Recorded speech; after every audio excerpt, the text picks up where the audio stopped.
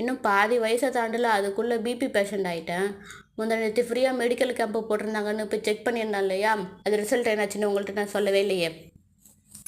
எப்பவும் போல் எல்லோரும் செக் பண்ணுற மாதிரி நானும் செக் பண்ணிவிட்டு ஒருமா வெயிட் பண்ணிட்டு இருந்தேன். ரீடிங்லாம் பேப்பரில் எழுதி கொடுத்துட்டாங்களா, சரி இன்னும் வெயிட் பண்ண சொல்லியிருந்தாங்க. டாக்டர் வந்ததும் காட்டிட்டு வீட்டுக்கு கிளம்பலான்னு.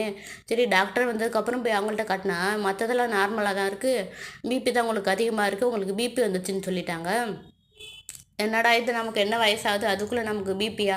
பிபின்னா இப்போ ரொம்ப வயசானவங்களுக்கு தான் வருமே, நமக்கு எப்படா வரும் என்ன தான் ஆச்சுன்னு நினச்சிட்டு ஒரே குழப்பத்திலே உட்காந்துருந்தேன்னா டாக்டர் என்ன சொன்னாங்கன்னா, பிபி தான் உங்களுக்கு அதிகமாக இருக்குது, ஒரு 15 நாளைக்கு உப்பு கம்மி பண்ணிக்குவாங்க, எந்த சாப்பாடாக இருந்தாலும் அதில் உப்பு கம்மியாக சேர்த்து சாப்பிடுங்க, கருவாடு வத்தல் இந்த மாதிரி எந்த ஐட்டம் சாப்பிடாதீங்க, ஃப்ரை பண்ண ஐட்டம் ஆயில் ஐட்டம் எதுவுமே சாப்பிடாதீங்க.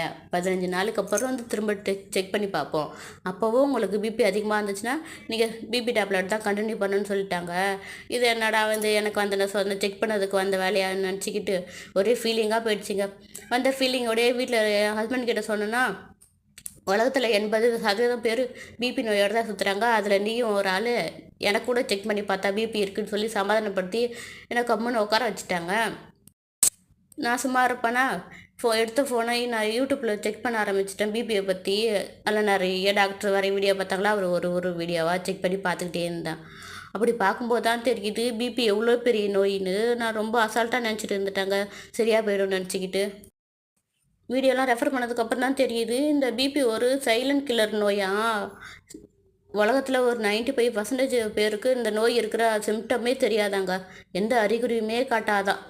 ஒரு 25% பேருக்கு தான் சிம்டமே காட்டுன்னு சொல்கிறாங்க.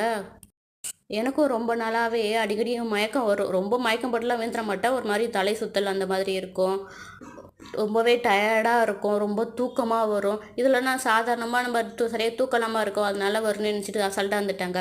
அப்புறம் நேற்று இந்த மெடிக்கல் கேம்ப் போயிருந்தேன்னா அது வேறு ஃபோட்டோ எடுத்துருந்தாங்களா, நியூஸ் பேப்பரில் பார்த்துட்டுனா பார்த்தது எனக்கு கொஞ்சம் சந்தோஷமாக இருந்தது. என்ன